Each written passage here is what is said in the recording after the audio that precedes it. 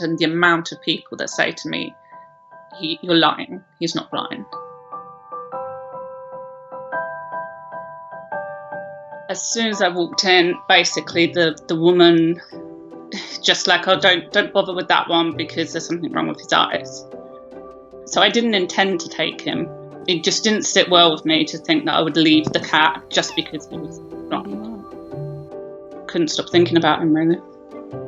He just kind of seemed to just get along like he'd always been there, because he had this tendency to sleep like over my heart. So I think he was obviously getting comfort from feeling my heart. As a kitten, I think he probably had a real tough time with the blindness.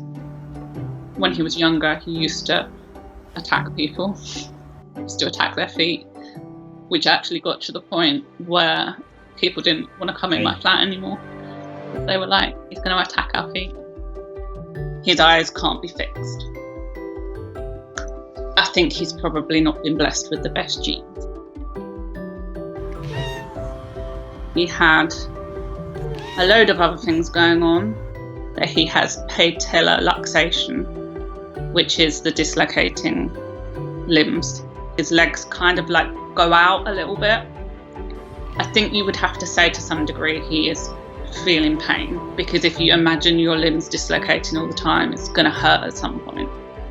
I tried everything I could to make him feel safe. He's in their surroundings, so you don't move too much stuff.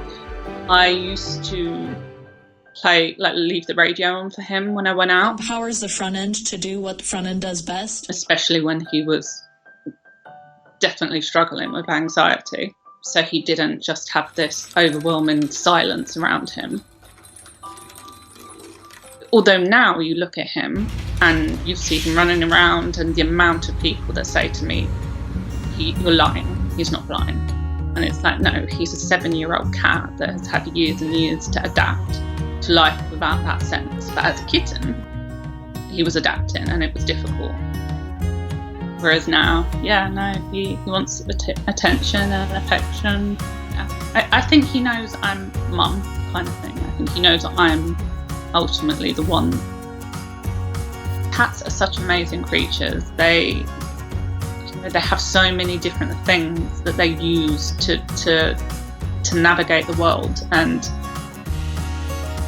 to not have the sight is really not as big a deal as it seems. It's not ideal, obviously. I would much prefer that he had his eyesight, but he can live a perfectly happy, thriving life without his eyesight. I think he's definitely taught me that it's okay to be different. You know, that if anything, being different makes you more interested, and it makes you resilient. It makes you able to overcome things that seem like limitations. I couldn't imagine my life without him.